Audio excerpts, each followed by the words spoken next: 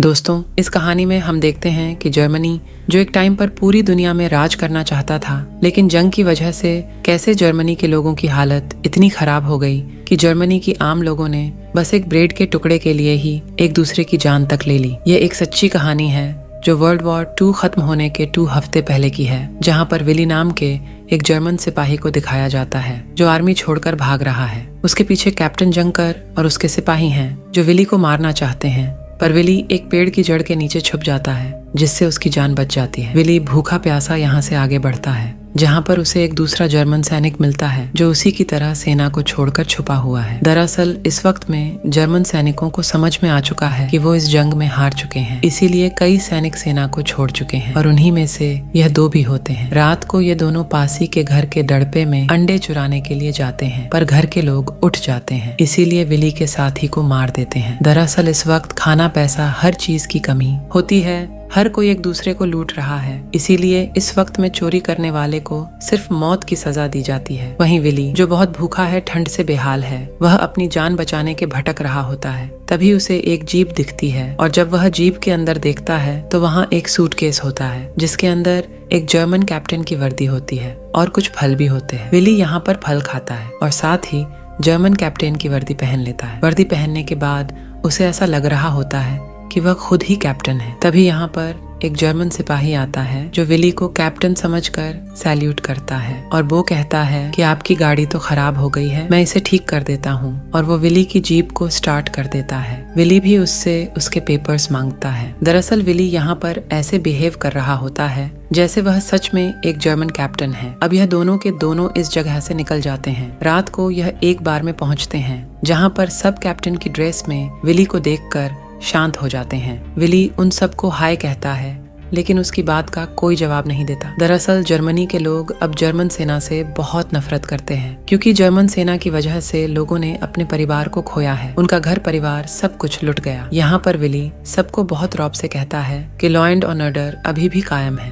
जिसका जो नुकसान हुआ है वह मुझे बताए, उस नुकसान की भरपाई होगी। ये सुनने के बाद लोग अपने नुकसान का ब्यौरा देना शुरू कर देते हैं। यहाँ बार का जो मालिक होता है वो विली को और उसके साथ ही सिपाही को खाना भी देता है, जिस खाने के लिए ये दोनों यहाँ पर आए होते हैं। रात को यहाँ पर एक चोर को पकड़ा जाता है जो खाना चुरा रहा होता है। विली उसे गोली मार देता है। अगली सुबह ये दोनों यहाँ से निकल जाते हैं और एक घर में पहुँचते हैं जहाँ पर 3 जर्मन सैनिक जो अपने ग्रुप से अलग हो चुके हैं वह घर वालों को परेशान कर रहे होते हैं। बिल्ली घर के अंदर पहुंचकर सैनिकों को ऐसा करने से मना करता है, साथ ही उन्हें यकीन दिलाता है कि वह एक जर्मन कैप्टन है जो किसी खास मिशन पर है और उसे और भी सैनिकों की जरूरत है। ये तीनों भी विली को ज्वाइन कर लेते हैं। अब ये 5 यहाँ से निकल जाते हैं। रास्ते में जब ये एक जगह आराम कर रहे होते हैं तभी वहाँ पर 2 और जर्मन सैनिक आते हैं जिनके पास एक बहुत बड़ी तोप होती है। दरअसल इस वक्त में जर्मनी की सेना पूरी तरह से बिखर चुकी होती है, इसीलिए कुछ सिपाही भाग गए होते हैं और कुछ सिपाही अपने ग्रुप से अलग हो गए होते हैं। ये दोनों सिपाही भी विली को कैप्टन समझते हैं और विली को ज्वाइन कर लेते हैं। अब विली की गाड़ी में पेट्रोल खत्म हो जाता है, इसीलिए सभी सैनिक उसकी गाड़ी को खींचते हैं, पर तभी इनके पास इस एरिया की मिलिट्री की गाड़ी आती है जो इन सबको गन पॉइंट पर ले लेते हैं और एक एक करके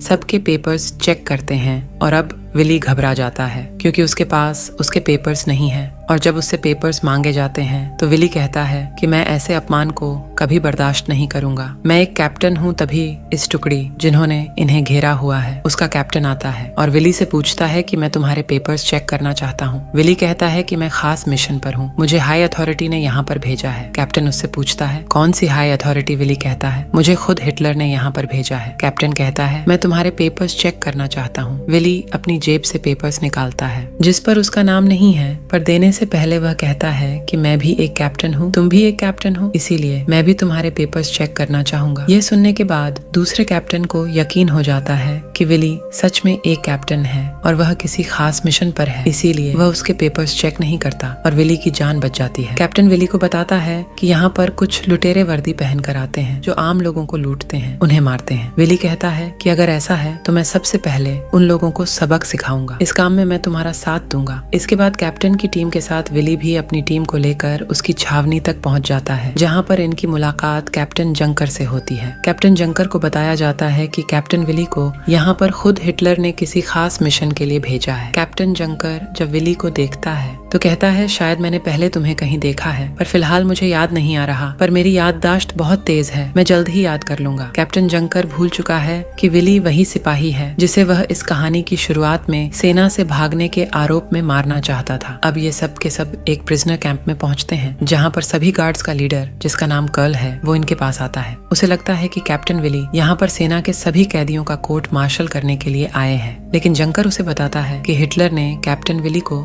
यहाँ पर किसी खास मिशन के लिए भेजा है। कर्ल विली को बताता है कि सेना के सभी कैदियों से हम परेशान हो चुके हैं, यह बार बार यहाँ से भागते हैं और बाहर जाने के बाद ये लोगों को लूटते हैं, उन पर अत्याचार करते हैं, औरतों का रेप करते हैं। इन्हें दोबारा पकड़ना बहुत मुश्किल है और जब तक कोर्ट से ऑन ऑर्डर नहीं आते हम इनके साथ कुछ भी नहीं कर सकते। इन कैदियों ने आम जनता को बहुत परेशान कर रखा है। हो सकता है कि ये यहाँ से भागकर दुश्मन सेना के साथ मिल भी जाएं। हमें इन सब को खत्म कर देना चाहिए। विली कहता है कि मैं शायद इसमें तुम्हारी मदद कर सकता हूँ, पर सबसे पहले मुझे कैदियों से मिलना होगा। जंकर अब इस जगह से चला जाता है और कर्ल विली को और उसके साथियों को उस जगह ले जाता है जहाँ पर उन कैदियों को बंद किया गया है जो जेल से भाग गए थे। कल कहता है कि मैं वार्डन को बुला कर लाता हूँ। वो वार्डन को बुलाने के लिए चला जाता है। यहाँ पर विली के साथ जो उसका सिपाही होता है वह यहाँ पर कैदियों को बहुत बुरी तरह से मारता है, साथ ही उनके पैसे भी उनसे ले लेता है। वहीं कर्ल जब वापस विली के पास आता है, विली कहता है कि हम इन सभी कैदियों को खत्म कर देंगे। कर्ल अपने सिपाही को ऑन ऑर्डर देता है कि फिंस के पास गड्ढा खुदवाओ जहाँ हम इन कैदियों को मारकर दफना देंगे। यह इतने खतरनाक है कि यह कॉफिन भी डिजर्व नहीं करते। वहीं वार्डन देखता है कि फिंस के पास गड्ढा खुदवाया जा रहा है। वह समझ जाता है कि कैदियों को मारने की तैयारी हो रही है, इसीलिए वो विली के पास जाता है। वो विली से कहता है कि मुझे जस्टिस डिपार्टमेंट से कोई भी ऑर्डर नहीं मिले कि हमें कैदियों को मारना है, ना ही मुझे तुम्हारे बारे में कोई इन्फॉर्मेशन मिली है। मैं तुम्हारे पेपर्स चेक करना चाहता हूँ। विली कहता है कि मुझे खुद हिटलर ने यहाँ पर भेजा है और मेरे पास पूरे अधिकार हैं, मैं जो चाहूँ वो कर सकता हूँ। वार्डन अपने सीनियर को कॉल करता है और वो बताता है कि विली यहाँ पर कैदियों को मार रहा है। उसने पहले 5 कैदियों को मार दिया है। विली भी सीनियर से फोन पर बात करता है। वह कहता है कि जिन 5 कैदियों को मैंने मारा वह सब के सब अपराधी थे। हिटलर ने मुझे खास अधिकार दिए हैं और मैंने उन्हीं अधिकारों का इस्तेमाल किया है। इसके बाद वार्डन को बताया जाता है कि कल तक तुम्हें रुकना होगा। कल मैं खुद वहाँ पर आकर कैप्टन विली की इंक्वायरी करूंगा। वार्डन विली को कहता है कि कल तक तुम कुछ भी नहीं कर सकते। विली उस जगह से चला जाता है। इसके बाद कर्ल, जिसे विली पर पूरा विश्वास है,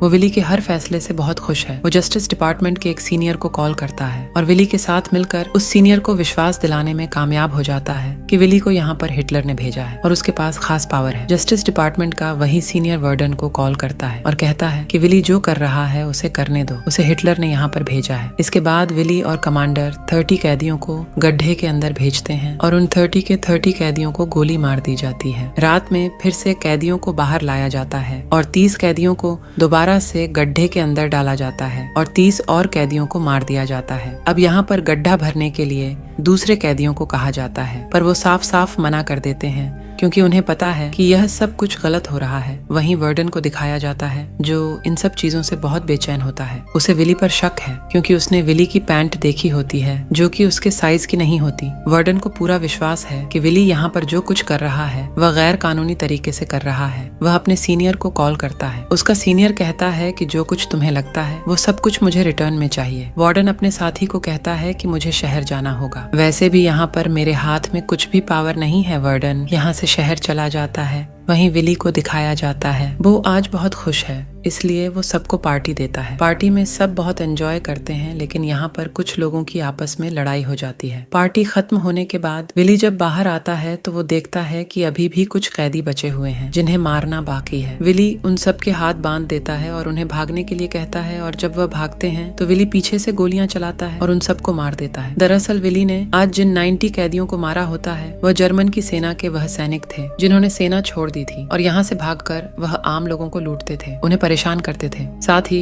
मासूम लड़कियों के साथ गलत करते थे। अब रात को यहाँ पर अलाइड की सेना इस कैंप पर हवाई हमला कर देती है जिससे लगभग सभी लोग मारे जाते हैं, पर विली और उसके कुछ साथी बच जाते हैं। बचे हुए साथियों को विली बड़ी बड़ी पोस्ट देता है और ये सब अब शहर आ जाते हैं, जहाँ पर विली और उसके साथी शहर में आम लोगों को लूटना शुरू कर देते हैं। वहीं पर एक होटल होता है जिसमें ये लोग रुकते हैं। विली का एक साथी उसके साथ बदतमीजी करता है, जिसे विली मौत की सजा सुनाता है। यानी कि विली ने अपनी खुद की एक अदालत भी बना ली है। अब अगली रात को होटल में आर्मी पुलिस छापा मारती है और विली और उसके सभी साथियों को पकड़ लेती है। इसके बाद विली के ऊपर मुकदमा चलाया जाता है, लेकिन जज विली को कोई सजा नहीं सुनाता। वह कहता है कि विली ने जो कुछ किया वह जर्मनी के लोगों के लिए किया, लेकिन अब उसे फ्रंट में दोबारा से लड़ने के लिए जाना होगा, यानी कि बर्लिन में, जहां पर हिटलर है और लगातार अलाइड की सेना उस तरफ बढ़ रही है। पर इससे पहले कि विली को बर्लिन भेजा जाता, विली इस जगह से भाग जाता है और आखिरी बार विली को हमें जंगल की तरफ जाते हुए दिखाया जाता है। इसके बाद हमें बताया जाता है कि 30 मई सन 1945 को विली को ब्रेड चुराते हुए पकड़ लिया गया। वह अपना पेट भरने के लिए संघर्ष कर रहा था। 12 नवंबर सन 1946 को विली और उसके 6 साथियों को फांसी की सजा दे दी गई। विली इस वक्त मात्र 21 साल का था। इस फिल्म में हमें जर्मनी के उस सच को दिखाया गया है जहां पर जर्मनी के आम लोग दुश्मन सेना से नहीं बल्कि खुद अपनी जर्मन सेना से परेशान हैं। वह उनसे नफरत करते हैं जो आग जर्मनी ने दूसरों के घर पर लगाई थी। अब उसी आग से उनके खुद के हाथ जल रहे हैं। यहाँ पर हर एक जर्मन दूसरे जर्मन का दुश्मन है। तो यह थी पूरी कहानी फिल्म द कैप्टन की। आपको यह कहानी कैसी लगी हमें कमेंट करके बताएं, और अगर आप चाहे तो हमारे चैनल टीवी मिनी टीवी को सब्सक्राइब भी कर सकते हैं।